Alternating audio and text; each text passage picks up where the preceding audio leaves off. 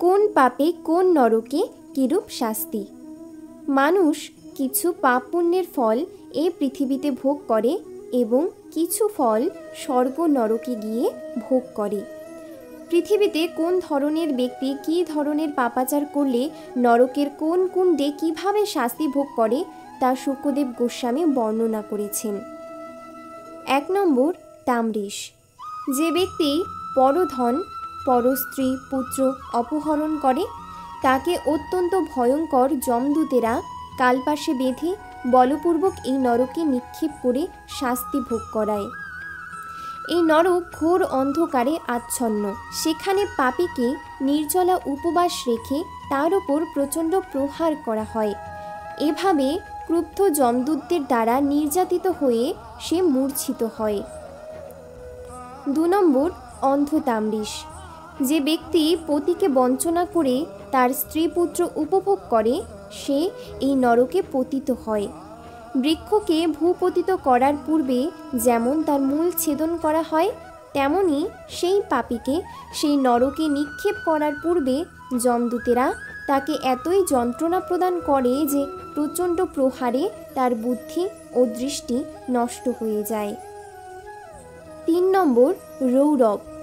যে ব্যক্তি তার জড় দেহটিকে তার স্বরূপ বলে মনে করে, তার নিজের দেহ ও দেহের সঙ্গে সম্পর্কিত আত্মীয় স্বজনদের ভরণ পোষণের জন্য দিনের পর দিন অপর প্রাণীকে হিংসা করে, সে ব্যক্তি প্রাণী হিংসাজনিত পাপের ফলে রৌরব নরকে নিপতিত হয়। যাদের হিংসা করা হয়েছে সেই প্রাণীরা সর্পের থেকেও ভয়ঙ্কর রূঢ় প্রাণী হয়ে তাকে পীড়া দেয়। 4 নম্বর মহারৌরব। যারা অন্যদের কষ্ট দিয়ে নিজেদের দেহ ধারণ করে, প্রবাদ্য নামক রূঢ় পশুরা তাকে অশেষ যাতনা দিয়ে তাদের মাংস খেতে থাকে। 5 নম্বর কুন্তিপাত। যে সমস্ত নিষ্ঠুর মানুষ তাদের দেহ ধারণের জন্য এবং জিহ্বার তৃপ্তি সাধনের জন্য নিরীহ পশু পাখিকে হত্যা করে রন্ধন করে, সেই প্রকার ব্যক্তিরা নরমাংসভোজী রাক্ষসদেরও ঘৃণিত। মৃত্যুর পর যমদূতেরা এই নরকে ফুটন্ত তেলে তাদের পাক করে। 6 নম্বর কালসূত্র।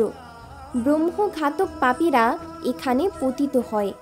80,000 মাইল বিস্তীর্ণ উত্তপ্ত তামার মেঝেতে প্রচণ্ড সূর্যতাপের মধ্যে ক্ষুধা ও তৃষ্ণায় কাতর হয়ে হাজার হাজার বছর ধরে পাপী যন্ত্রণা ভোগ করে। 7 নম্বর অশীপত্র বন। যারা নাস্তিক পাষণ্ডী তারা এই বনের মধ্যে প্রবেশ করে।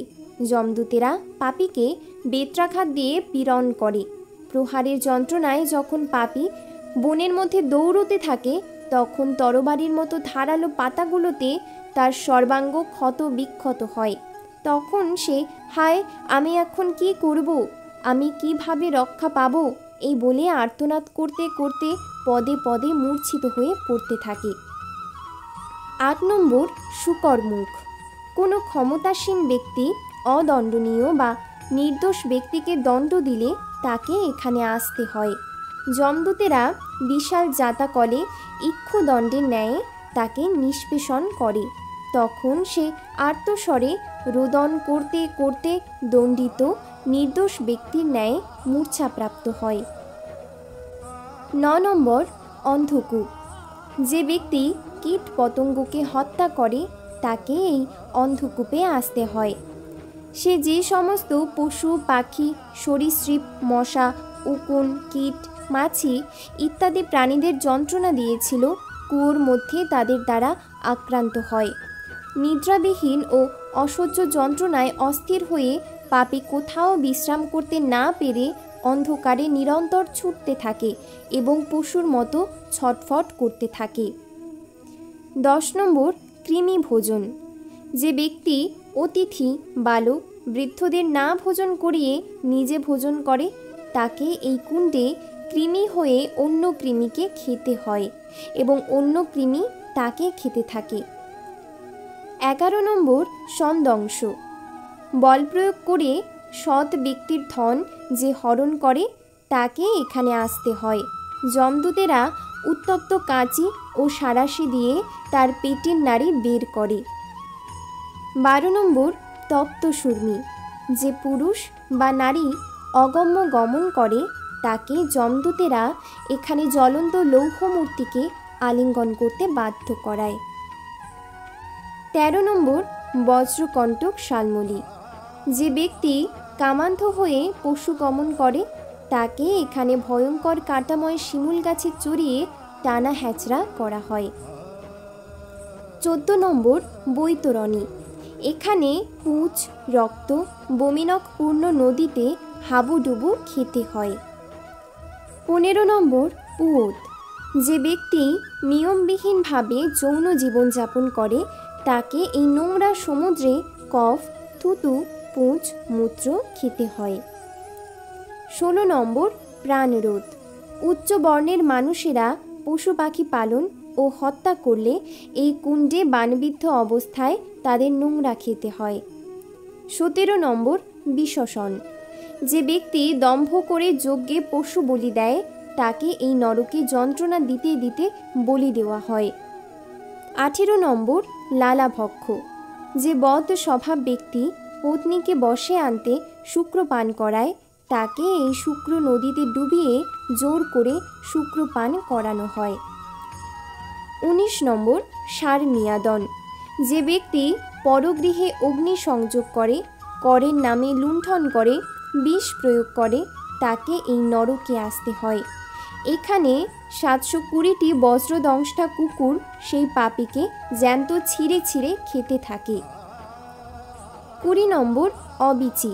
যে ব্যক্তি ক্রয় বিক্রয়ে সাক্ষ্য দানে মিথ্যা কথা বলে তাকে এখানে এনে সুউচ্চ পর্বত থেকে ছুঁড়ে ফেলা হয় এবং নিচে পাথরের মধ্যে পড়ে পাপীর শরীর চূর্ণ বিচূর্ণ হয়।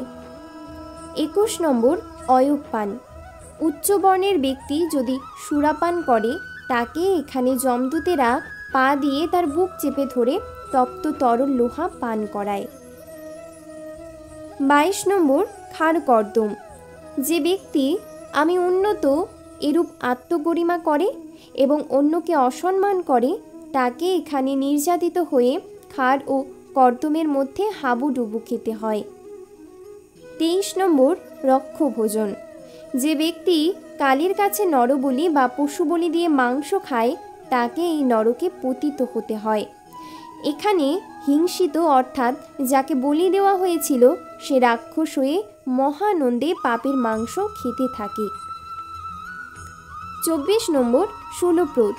যে ব্যক্তি পশু পাখিকে আশ্রয় দেয়, যত্ন করে, আবার পশু পাখিকে বিদ্ধ করে খেলা করে এবং যন্ত্রণা দিয়ে মারে তাকে এখানে আসতে হয়।